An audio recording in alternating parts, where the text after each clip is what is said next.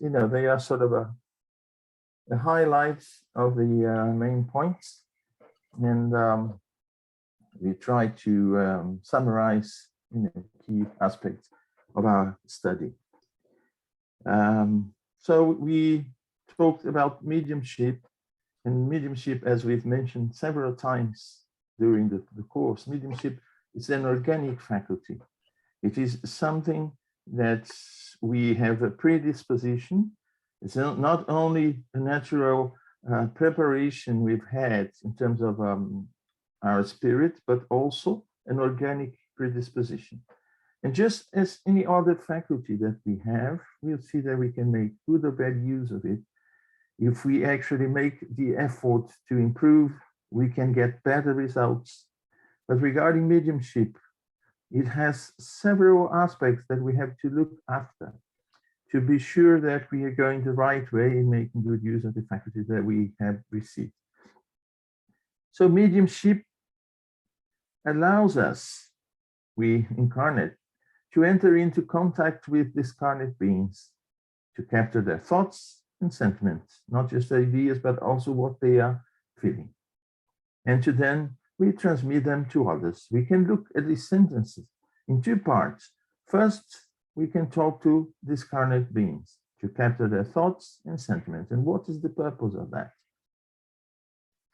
Well, we can give, we can use this for different purposes. But what we've learned here, there is a very noble purpose, which is to learn from the spirits about, not just about the places where they are, but most importantly, how they are. And why is that? Because very soon we'll be on that side. So we are somehow having the opportunity to help, because they come, great number of them, if we allow them to, they come for us to help them, give guidance to them, participate in the work that is organized by the good spirits to rescue people who get into the spiritual world, return to the spiritual world, confused in terms of ideas, of sentiments, just like us. When we pass the grave and get into the other side, we take with us not our material possessions, but we take who we are, our essence, our sentiments, our thoughts, and so on. And we can take part with mediumship. We can take part in this beautiful work. Is it compulsory? No, it's not compulsory. But as we see, it is the most noble purpose you can give to this faculty. Will mediumship go away if I don't do it? Will mediumship go away if I do something else? Well, it very much depends on several other aspects, but it is an opportunity we're wasting. We are just throwing it in the dustbin. And of course, nothing comes for free in nature. It's always an opportunity and invitation. We can take it or we can just reject it. But of course, we'll need it in the future. This opportunity we've wasted will make the difference for us in the future. So we will have to perhaps make more effort to move forward. And then to retransmit to others. I mean, the lessons that spirits can bring to us, it's not only for us, mediums in general, but also for so many people. And there are so many different beautiful works that can be done. For instance, messages from children that return to spirits, and they come to give messages of consolation to their family, their parents and relatives and friends. And this is also something very beautiful. And sometimes the spirits, they come to give us an idea of what to expect in the afterlife. But they are not here, and mediumship is not for that. For they to come and sort out all our material problems, to prevent us from making the intellectual and material effort to progress. It is up to us. We have our free will all the time. So this perception that mediumship allows us to have things beyond the physical limits, things belonging to the spiritual dimension. They are there to give us guidance in our material life because we know what to expect after this carnation, and also to invite us as an opportunity for us to help those in the spiritual world, and also at the same time helping those in the physical world by exchanging messages, experiences. So we, as I said before, we know to expect. So we change the way we live our lives here on earth, because now we have a different perspective. We have a much broader. We know that it doesn't start when we are born here and it doesn't end at the grave. No, it started much earlier and it goes forward and won't end.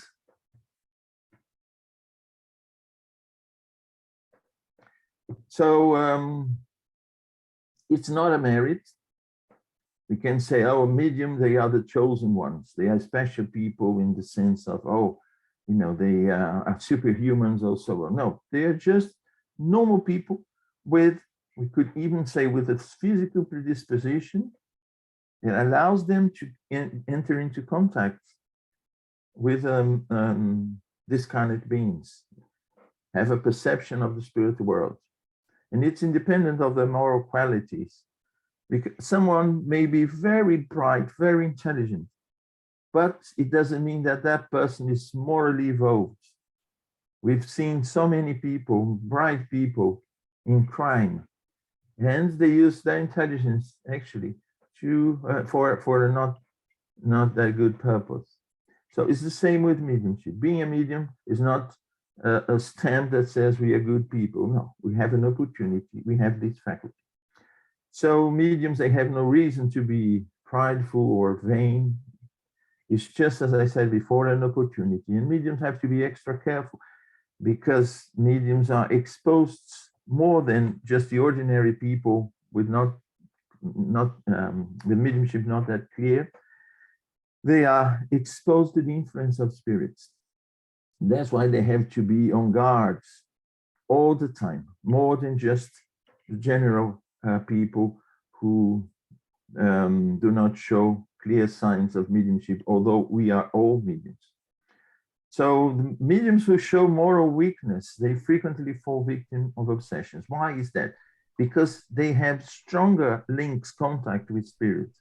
And if they are not linked with good spirits, it is an open door for backward spirits to use their mediumship and exchange thoughts with them. And then this is a natural process that will most probably lead to obsession if the medium doesn't make the right movements as a precaution. So many mediums, and this is natural, they become bedazzled by the phenomena.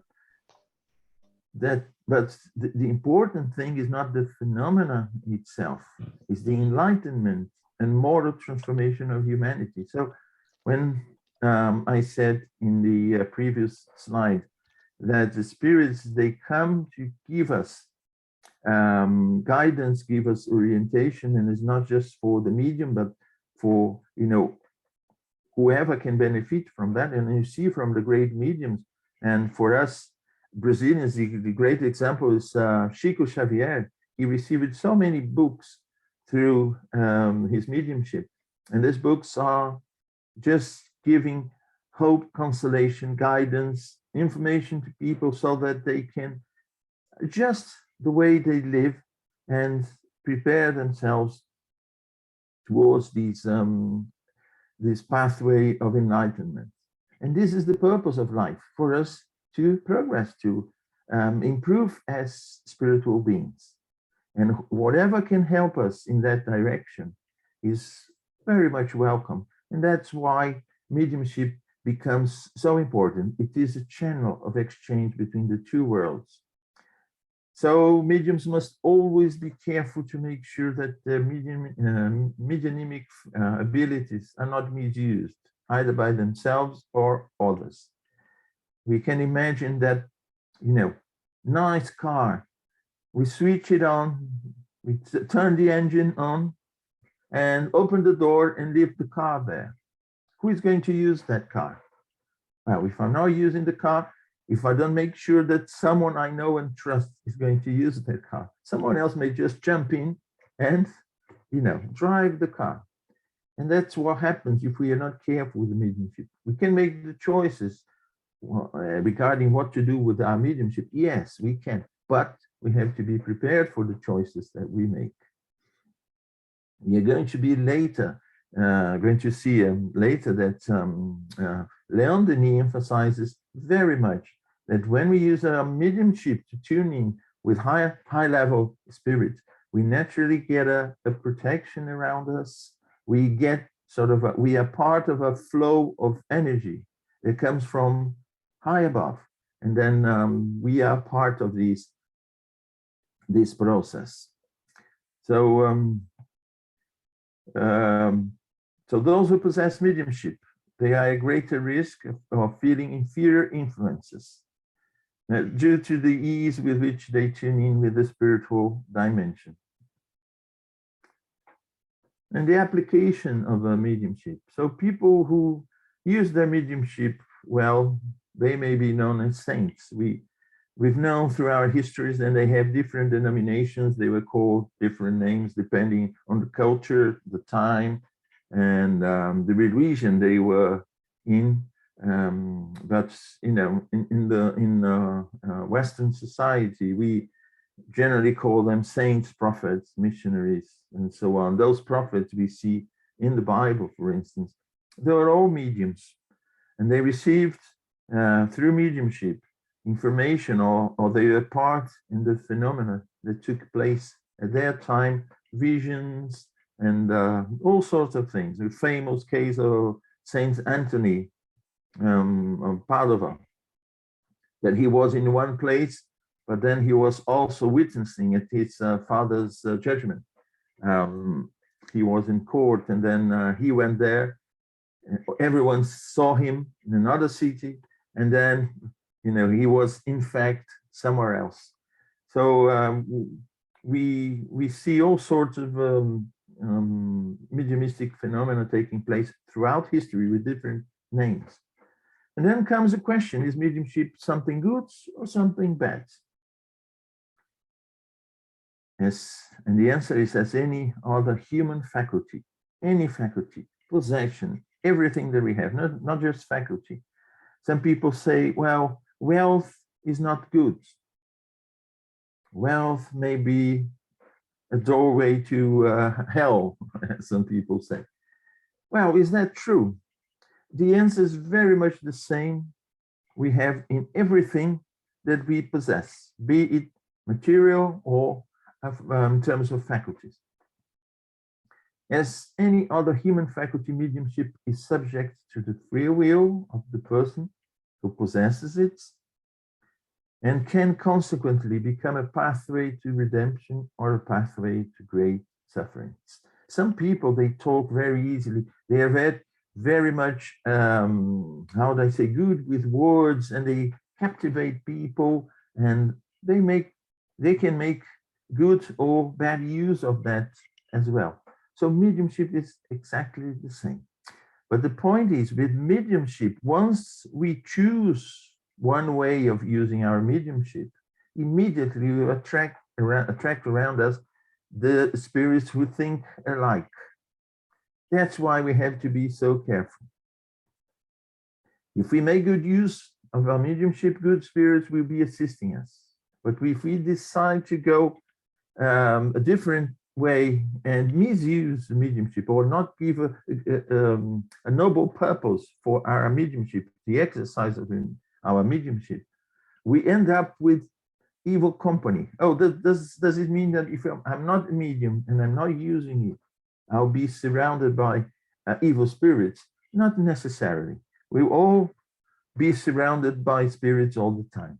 But the fact is, the use you're going to make will immediately say the kind of spirit that is going to tune in with you. It's a kind of vibration. It's a kind of a resonance, we say. We tune in with those that are very much like we in terms of thoughts and feelings.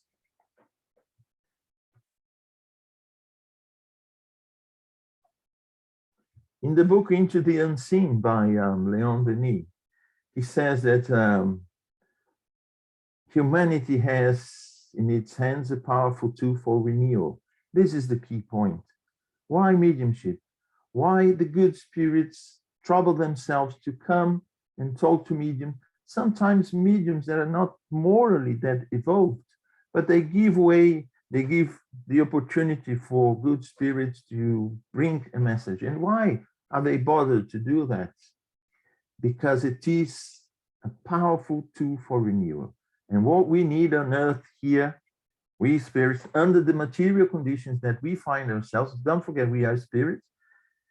And while we are here, we are under the influence of dense matter. So it creates a certain situation for the spirit, what we experience, what we live, our concerns and so on. They are very much limited to the material conditions.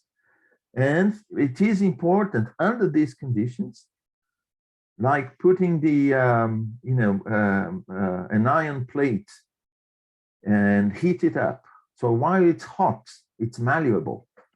It's more or less like our condition here. While we are here under the conditions that material world offers for the spirits to progress, the spirits, they use mediumship to bring enlightenment to us, to bring this opportunity of renewal.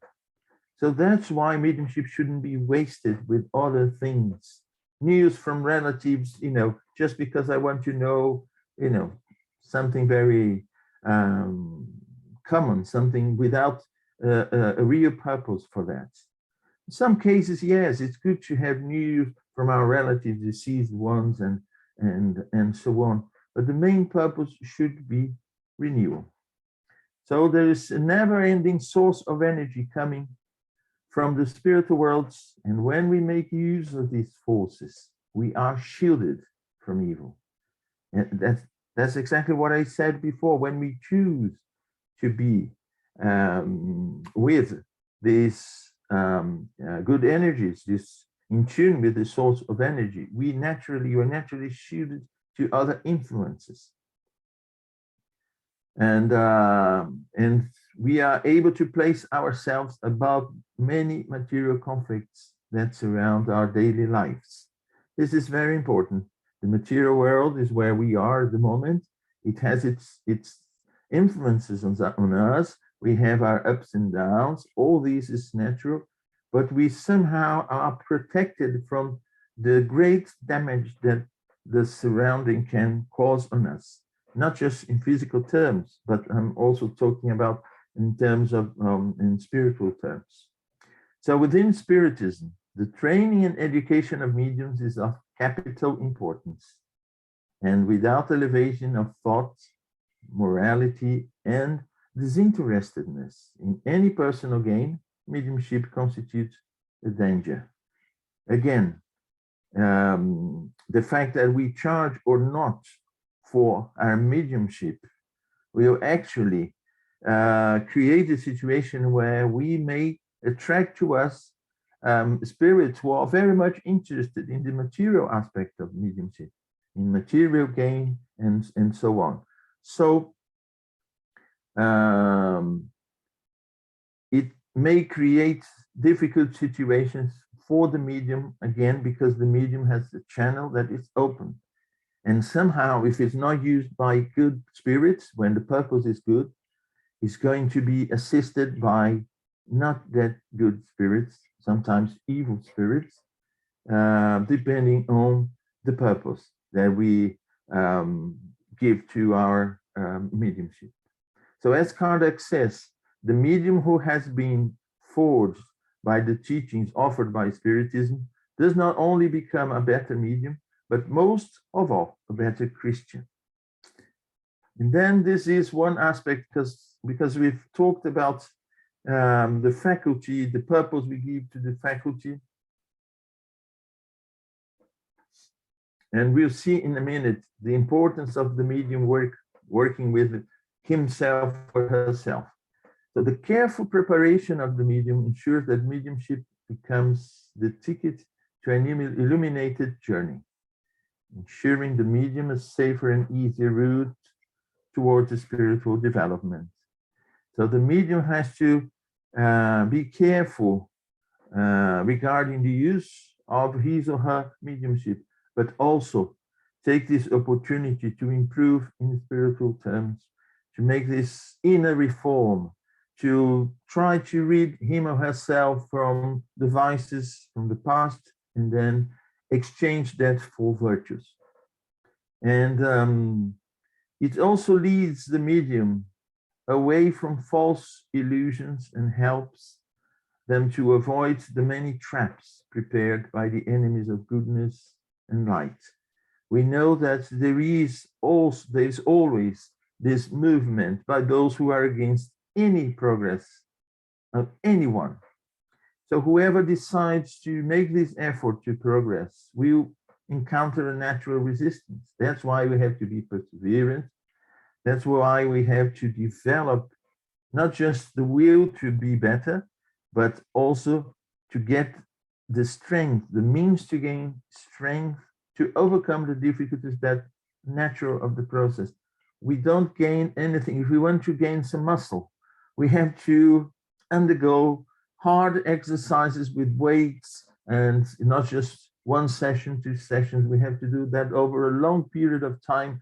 We have to look after what we eat, combine the right type of food to gain more protein, just to gain some more muscle. Can you imagine regarding a faculty that talks directly to our, essence, the spiritual essence?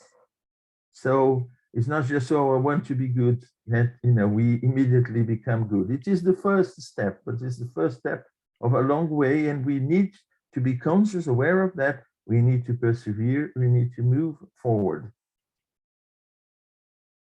And then Christian spiritualism. We talk about spiritualism in general.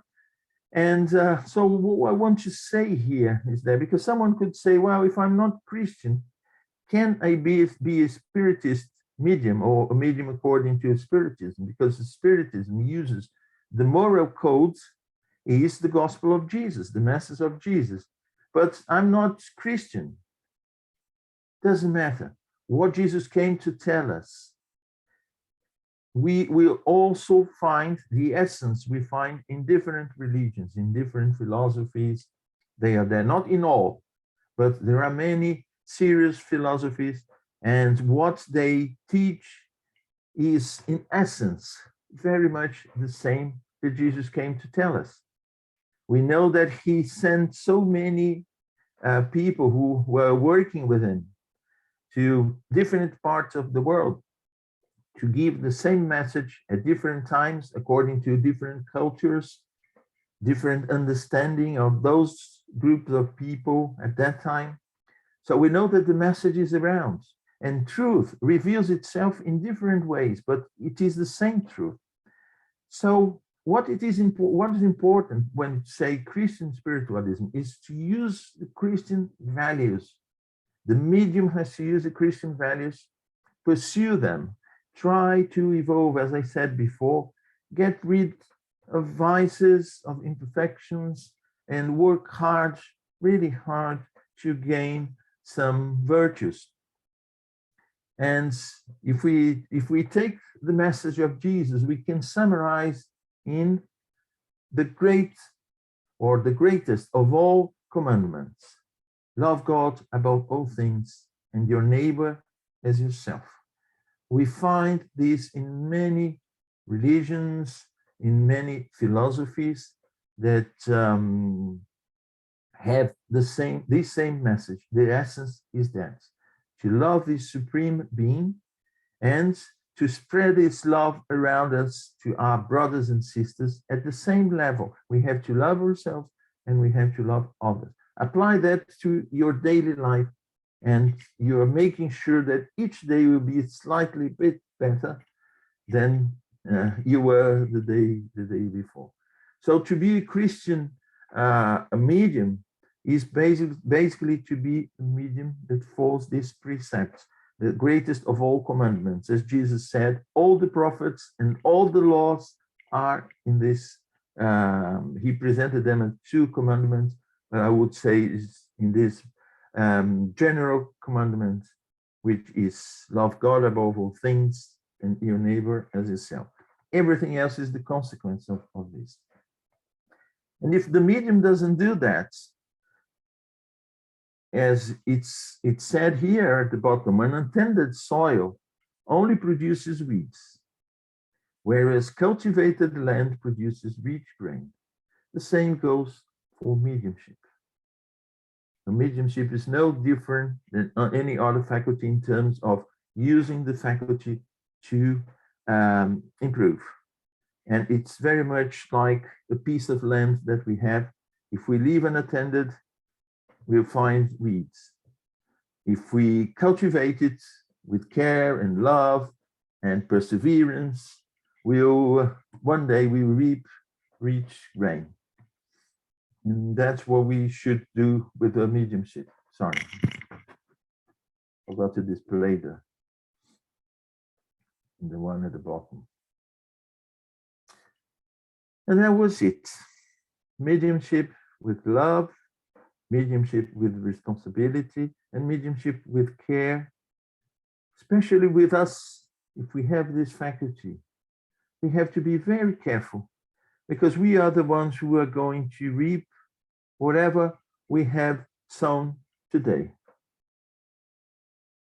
As this great medium in Brazil told me once, Raul Teixeira, he said, we are free to sow, but we are obliged to harvest. So whatever seeds we sow today, we'll have to reap in the future. So mediumship, it's a great opportunity, but it can also be a way for us to create more difficulties for ourselves if we don't make good use of that. It's not a threat, it's something that is natural. And we have these options in different aspects of our lives every day. If we are, if we have difficult parents, difficult children, and what we're going to do with that situation is also up to us. It's also an opportunity for us. So each day we have opportunity, but mediumship is a great opportunity, because we'll be working with material things in terms of assisting people, giving messages to people here, but we are also assisting brothers and sisters who may very much be like us in the future when we return to the spirit. So I hope I've summarized very briefly, because there are so many aspects we could go into. And what I want to do now is, this is the reading list. And I want to show now what we are going to start next week. I'll leave to Guilherme to give the explanation, just to point out that it's the study of the Mediums book, starts next Saturday, the 29th of January. It's at the same time we start POMEP, 10:30 UK time, and 10:30 to 11:30. It's a 1-hour study. And the room is the same. And here's the contact. If you have doubts, just contact Elsa, and through Elsa we can give more details. And I'd like to ask Guilherme to briefly explain how we are going